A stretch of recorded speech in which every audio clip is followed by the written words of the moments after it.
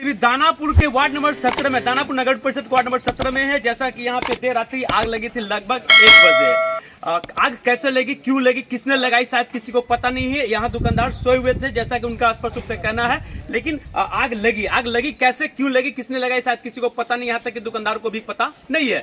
लेकिन जैसा कि बताया जा रहा है कि यहाँ लाखों का नुकसान हुआ। देख सकते हैं स्पष्ट रूप से यहाँ पे कितने का नुकसान हो सकता है। लगभग जैसा कि उन्होंने बताया है कि 20 लाख, लेकिन अंदाजा आप खुद ही लगा सकते हैं कितने की इसमें क्षति हुई होगी। दुकानदार ने यह भी बताया है कि हमें किसी पे शक नहीं है, लेकिन कहीं ना कहीं अनुमान ये लगा जा रहा है ये शॉर्ट सर्किट की वजह से नहीं लगा। स्पष्ट मैं बता दूं, जैसा कि दुकानदार का कहना है, उनका कहना है कि मेरे को किसी से कहीं कोई दुश्मनी नहीं है। शायद ये लगता है, मुझे अनुमान लगाया जा रहा है, मेरे अनुमान के द्वारा शायद लगता है कि कहीं ना कहीं किसी साजिश के तहत इस दुकान को आग लगा दी गई है। देर बाद आग पर स्थानीय लोगों के सूझबूझ और उनकी मदद के द्वारा देर बाद आग पे काबू पाया गया।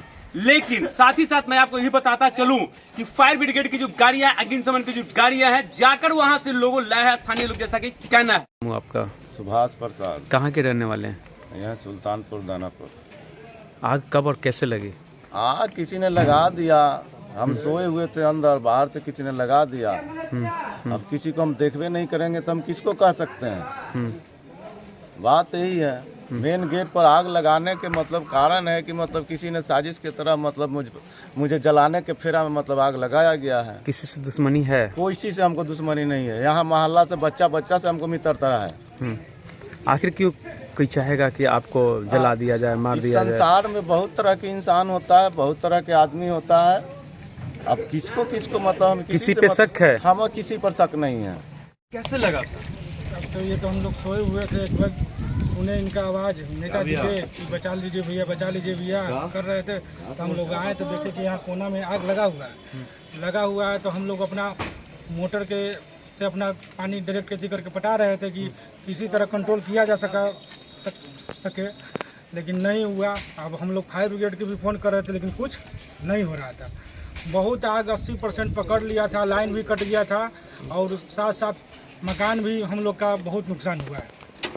बहुत नुकसान हुआ। टंकी ये थी सब छत फट पानी गया। का टंकी जो छत पे था वो जल गया छत फट गया है, डाउन स्लैब क्रैक कर गया, पानी गिर रहा है पूरा तरह से, मतलब कि एक साइड का पूरा बर्बाद हो गया है। अधिक दमकल मंगाया, उसका अधिकारी आकर पूरा मुआयना किया कितना पानी का जरूरत है। उसके बाद दमकल 4-5 दमकल एक बार आया है। इससे पहले दो बार आग लग चुकी है इसमें। 2 बार हम लोग बुताए हैं, खुद से अपना से मेहनत करके बुताए हैं। पहले भी हो चुका है हादसा ऐसा। देखिए, इतनी बड़ी लापरवाही अग्निशमन की गाड़ी जो होती है आग लगने के 1.5 घंटा बाद पहुंचता, आखिर क्यों? पहले तो महागठबंधन की सरकार थी, अब तो एनडीए की सरकार है। तो नीतीश जी, ये तो सवाल बनता है, सवाल तो लोग करेंगे क्योंकि वोट देकर आपको सड़क से सदन तक पहुंचाए हैं और आप कहते हैं कि हमारी सुशासन बाबू की सरकार है। तो सुशासन की सरकार कहाँ है? ये तो दुशासन की सरकार है। लोग जल रहे हैं तो क्या हुआ है, लोग जल रहे हैं, मर रहे हैं तो क्या स्थिति परिस्थिति बड़ी आपके सामने देख सकते हैं।